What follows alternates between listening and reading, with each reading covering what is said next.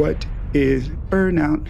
Bum, bum. Now, I probably shouldn't have done that part because I think that's Farmers Insurance's jingle, and I'm sure they're going to get mad at me. But whatever. Hey, it's mental health office hours. We're going to live our authentic life. So, topic of the week is what is burnout? So, there's lots of discussion about burnout, y'all. Like lots. It's almost burning me out to have to read about burnout all the time because there's a feeling in this discussion that some of it is due to the individual not having coping skills, which is partly true.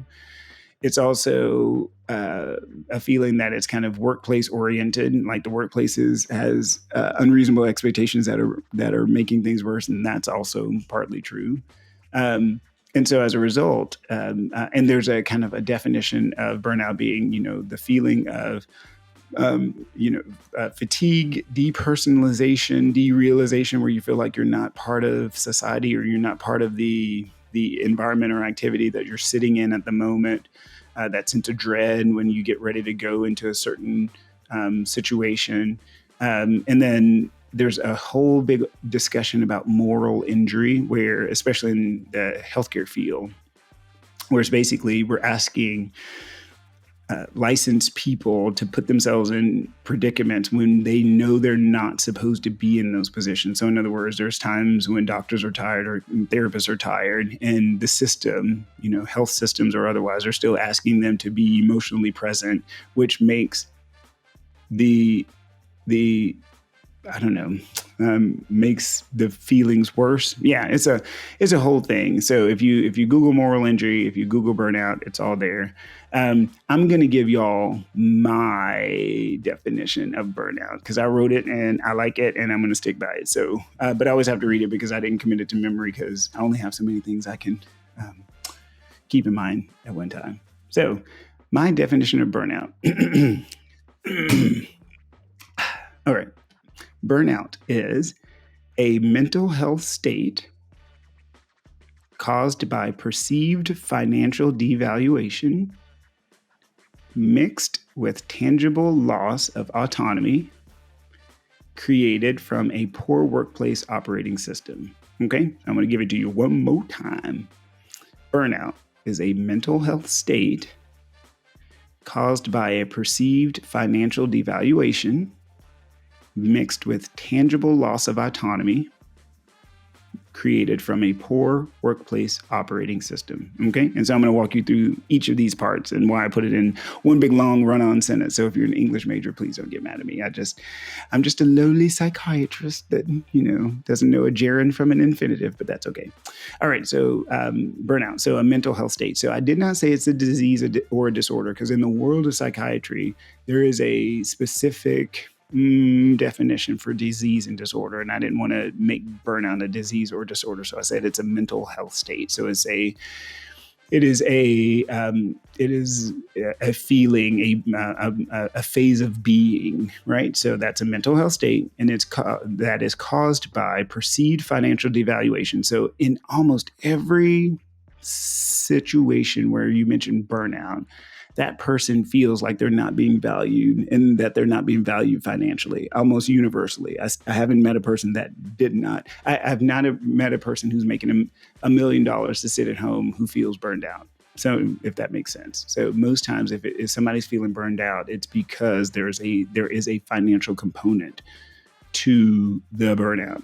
All right. So caused by perceived financial devaluation. Now, as a business owner, I can tell you, and this is going to sound horrible, but I can tell you, sometimes people feel burned out from their perspective, but from their employee perspective, we're like, wait a minute, you say you're working 40 hours a week, but I see you not working 40 hours a week. What are you talking about? How can you be burned out? Right. So, but still universally, there's that feeling of I need to make more money, right? Or I should be paid more. Okay. So perceived financial evaluation mixed with tangible loss of autonomy. So, autonomy meaning ability to control your life, your schedule, your goals, your everything. And so generally, if you're burned out, is because somebody else is in control. In other words, you're not in control of your schedule or your job description or your day-to-day tasks and activities or your career trajectory or something, right? And in healthcare, especially, like in residency, even though it's all laid out for us, you have to work this many hours, you have to do this.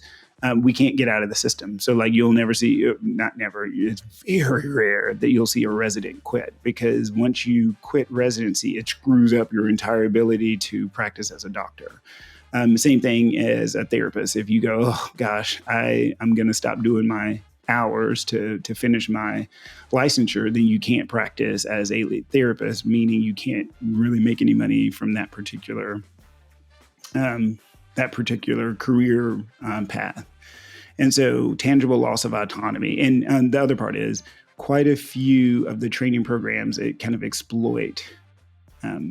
really exploit the trainee. So, for example, a lot of therapists during their 3,000 hours that they have to get don't really get paid for that, or they get paid very little. Same thing in residency, even though we're working 80 hours a week. When you do the math, it's something like $9 an hour or something like that. It's insane. So tangible loss of autonomy created from a poor workplace operating system. So the poor workplace operating system part comes into play because every workplace has an operating system, whether you know it or not, it's there. And sometimes it's very well demarcated and it's very well explained, and other times it is not. So like I was reading a book about Zappos, and apparently Zappos has a very clear operating system. When they onboard you, you know exactly what's expected of you and who you are. They give you exactly what your productivity measures are. They tell you exactly how you get promoted, how you get in trouble, how you get written up, how you get termed. I mean, it's all very concrete. And I find that, and I try to do the same in my company, and I find that helps people know where they are. It helps people know what to expect, because when you don't know what to expect and you don't know where you are, the result is you'll feel all over the place, and that's going to increase your feeling of burnout or your risk of burnout. And so, and one of the hiccups, especially in the health services world, health systems world, is that most of them have really, really poor operating systems, because you can't account for everything. So in other words, you don't know what disease is coming in, what diagnosis is coming in. You don't know how it's going to be affected by a family member's opinion. You don't know everybody's financial resources, or if everybody has insurance or not, or if they can buy medicine at the pharmacy, or nobody knows the price of anything. I mean, there's just all this stuff when it comes to healthcare that makes having and creating an operating system almost impossible. And so as a result, the people working in that system are absolutely going to feel all over the place. And they're not going to feel appreciated. They're not going to feel valued. They're not going to feel supported. And so, yes, while we expect the individual to, do some resiliency training and coping skills and, self-care and all the buzzwords, if you have a poor operating system that does not encourage and protect those areas, then people are going to burn out. They're going to feel awful. So in other words, you make sure that when you say, hey, we want you to take time off for yourself, then if the person hasn't scheduled it, you schedule it for them. Hey, every quarter we need you to take at least, 8 hours of PTO. We noticed you didn't take it. So we're going to go ahead and put a pin in the calendar, and you're going to be off this day. See ya. We'll pay you. Bye. Right. One of the things I always try to do in my company is pay for time to go vote, because I don't want anybody in the company to feel, oh my gosh, I can't go do my civic duty because I'm stuck at work. Nope. Voting is one of the most powerful things you can do. Remember, that is it directly empowers you through autonomy and makes you feel more in control when you vote.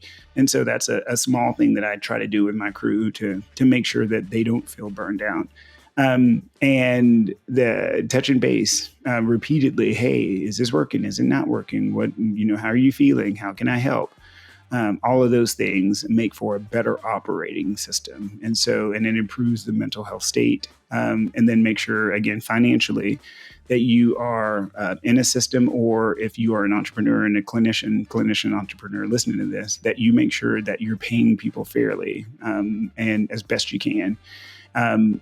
And equitably as well, because that's what people expect, especially nowadays. There's sharing the wealth and being very transparent with finances, I think, is very helpful so that folks know where they stand. So, and then compassion fatigue is something a little bit different than burnout, but it's that basically the idea that in a sense you get tired of caring, like you've cared so much, and because it's either overwhelming or you don't have all your skills in place at the moment, or a combination of the two, that your ability to connect with people gets blunted. And it doesn't mean that you're an evil person. It doesn't mean that you can't feel again. It does mean that in that moment, you're going to have a tough time. And so taking some time away is very helpful for compassion fatigue. Some people go, screw this, I'm just going to leave the field altogether, and they go do something else, which is unfortunate because they spend all this time and money training and doing this stuff. But to each his own. You have to do what's best for you and your family, and I don't judge. Just do the best you can, again, with what you got, where you are.